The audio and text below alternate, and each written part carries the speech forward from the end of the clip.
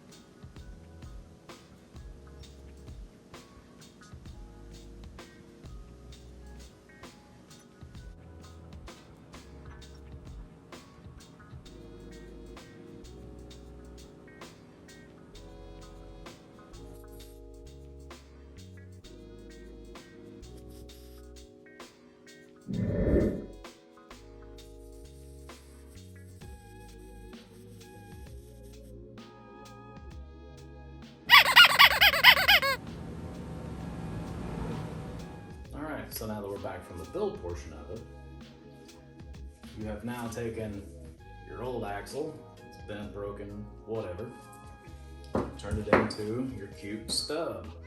So now you have something that essentially you were going to throw in the scrap. Now turn it into something useful, whether you're out on the trail or if somebody else is out on the trail. I would much rather give this to somebody and let them take this home, as opposed to giving up a new axle that I have as a spare and leave me stranded. So let's just go ahead and go through how it works. So normally you're out on the trail and you break an axle, you got to get it out of there. And so you're left with your open bearing carrier. And then the problem is your hub goes in there, but what holds it in there? Well, typically it's your axle stub. So in order to be able to get you back to base or wherever you're going, you can now take your new stub, push it through from the back, put your hub on, go ahead and put your washer and castle nut, and then on the back side of it, because you do have a 3/8 inch hole, you can either use a large screwdriver if you have one on hand, a 3/8 rod, or whatever way you're going to secure this from rotating. But in this case, you can either put the screwdriver and brace it, or you can use a large enough wrench. I don't happen to carry 1.5 inches with me. And then you can just go ahead and tighten down your nut. Put your brakes back on, put your wheel on, secure it down, and now you're back on the trail, albeit in kind of a 3-wheel mode at best. You know, if the front end locks in, then you only have this side and that side. You, in a sense, you could even use 2 of these to put in the front and make it a 2-wheel drive if you only want a 2-wheel drive for some reason.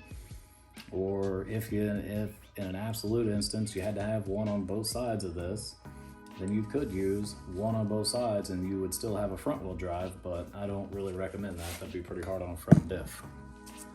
So just so that way we got a reference, this will be your screwdriver coming through the back side. It's going to be on top or bottom, or if you wanted to carry a big enough wrench to get in there, well, it just simply goes in there that way. No different from having an axle in there, you just don't have an axle shaft connected from the outer to the inner. And since that's a spooled rear end, you don't have to worry about whether this is turning and the other one isn't because of not having 2 axles. That's a solid spool, both of them turn regardless. So, and yes, there's portals peeking out. That'll be for a later date. So we'll get back to some of the other builds, but wanted to get a brief video in here to show the axle stub. I'm actually going to use them to be able to take my measurements from the front of the car to the back of the car because I'm stretching it. Well, hopefully this was helpful. By all means, don't forget to share this with other people that ride. Maybe as a community we can come together a little more. Maybe carry these. These aren't very big, they don't take up very much space. Shoot, it wouldn't be that hard to even make a holder for it. Can we see it? Yep. I mean, you can almost make a holder just to stick in the frame. But come together, carry more of them, and help people out on the trail. Also make sure to, as everybody else says, like, subscribe, and share. Obviously share it so we can get more people off the trail when they're actually broke. So more to come. This is just kind of an intermediate. We do have some of the pipes that were cut. Well, I should say tubing. So I've got to get those in there, but it is coming along quite nicely. There's some more on the floor, so we'll have to see what else we got. And we'll get some more details of tube sizes and where they go. And until next time, stay tuned.